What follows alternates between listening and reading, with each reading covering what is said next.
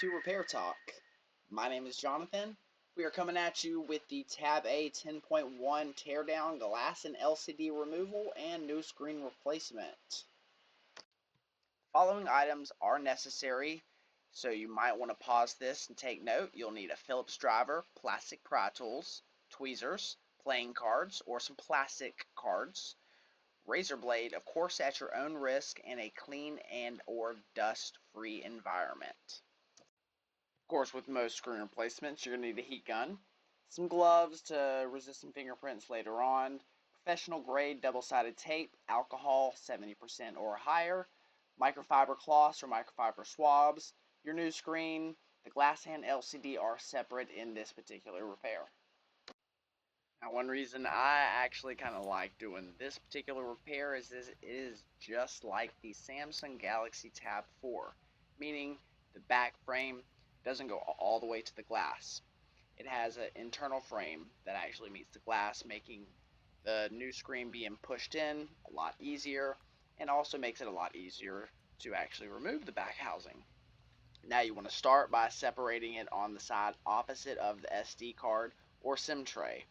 The reason is there is a little metal protruding that will cause damage to the motherboard if you start on that side. You also want to make sure, of course, don't pull a rookie mistake. Get the shit out of the SD card slot before you start this.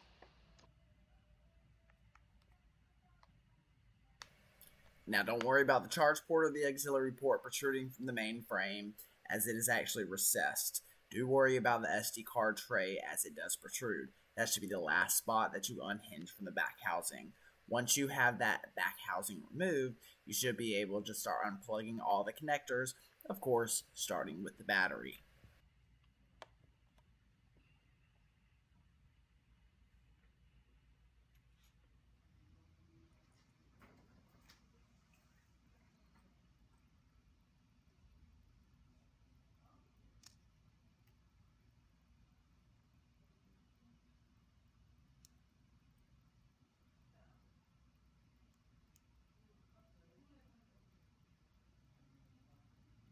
List of cables to be unplugged does not include the cameras. They will move with the motherboard.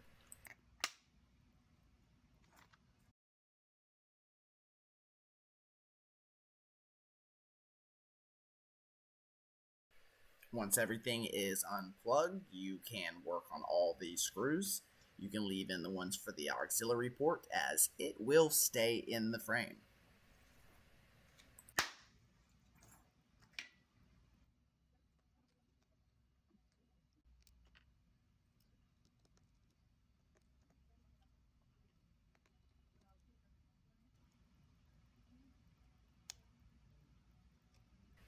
Once all the screws are removed, sometimes there is some adhesive that holds in that back housing to the actual frame.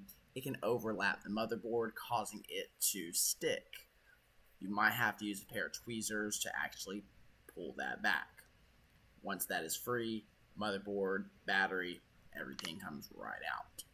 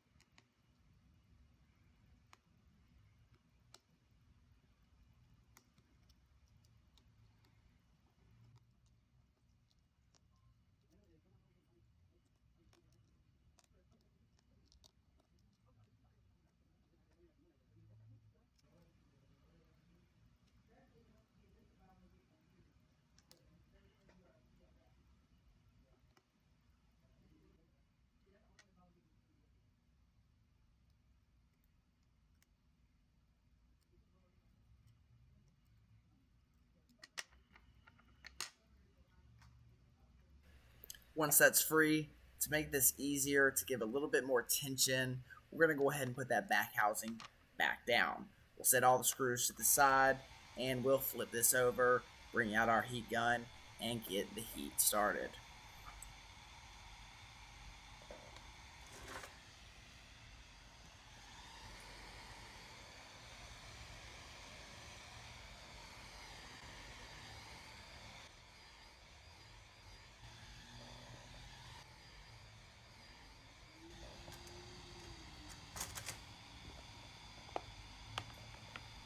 Starting out like any and most of my screen replacements, with the exception of a lot of the iPhones, this requires heat gun, some separation of some sort.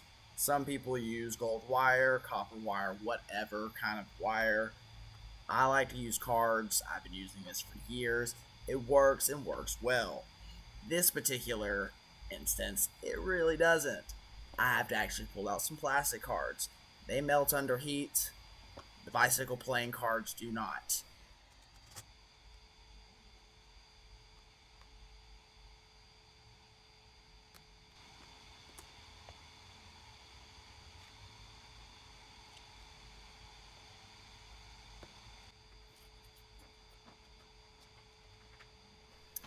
And for some odd reason, I get my sides mixed up and I go right through the flex cable of the digitizer. It wasn't like I was going to salvage this screen. I wasn't going to try to clean it up and replace it, but it does kind of piss me off.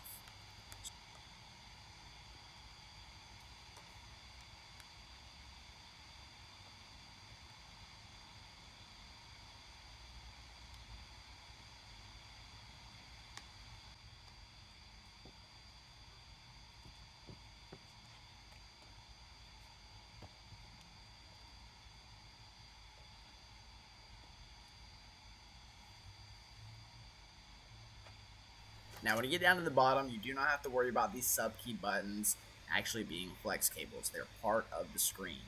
You can just go over the home button. As long as you do not go under the home button, you do not have to worry about hitting its flex cable.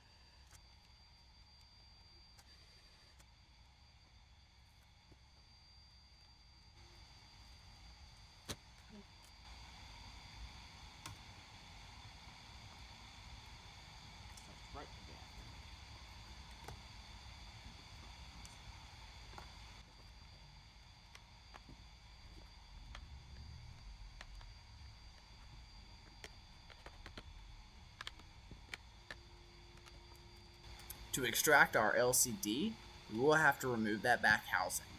Once that is removed, you will be able to put a little bit of pressure to one of the top corners of the LCD and get a little bit of separation to where you can insert a card. Once you have that card inserted, just go all the way down to the bottom, clearing that adhesive.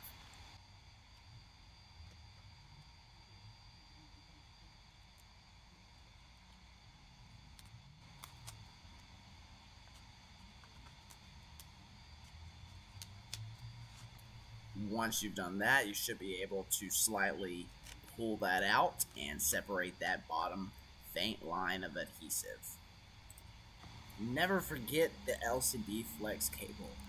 That would piss me off if I ever put all of this down and I forgot that flex cable.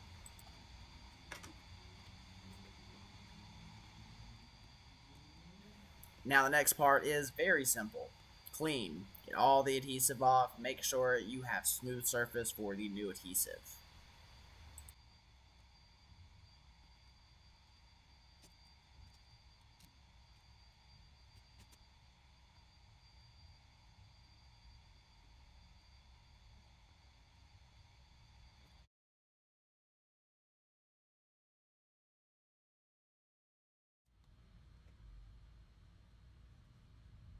Once we have our frame clean, we're going to stick our LCD in and test it.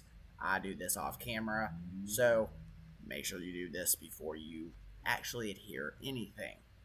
I do like to put the adhesive strips down with the LCD in place to make sure that I am not overlapping, causing my adhesive to get damaged as I put in the LCD.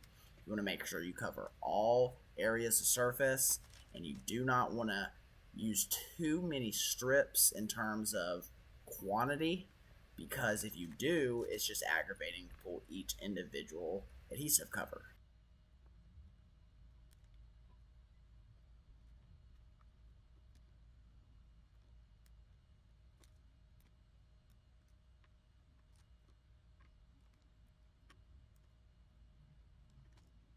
Next, of course, after the glass adhesive is put down, you'll want to go ahead and put the adhesive for the LCD in place.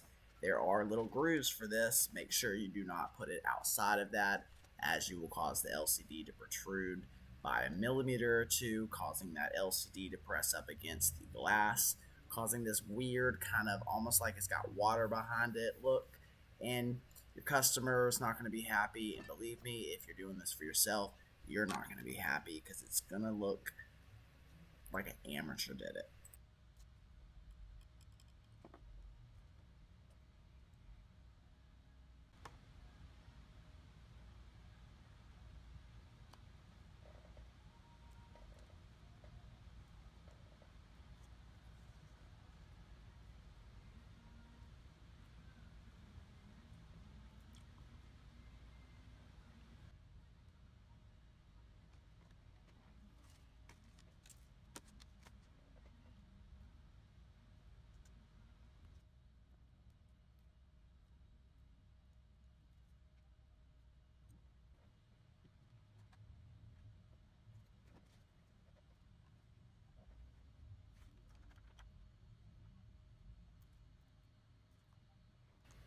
And now go ahead and strap your gloves on. We're going to go ahead and pull all these adhesive strips. This is straightforward because of the outer frame. Once you have all those adhesive strips pulled, you want to go ahead and pull your screen protector on your LCD, pull your screen protector on your new glass, insert that little flex cable into the slot on the frame, and put it down. Simple as that. I know, right?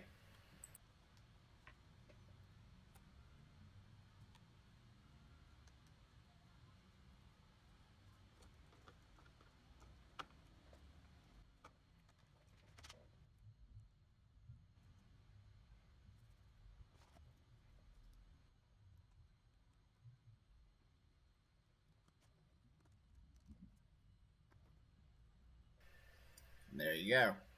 We have a brand new Tab A 10.1. I hope you enjoyed. If you like it, give it a thumbs up. If you really like it, hit that subscribe button. I mean, what am I saying? Hit that thumbs up, hit the subscribe. Later.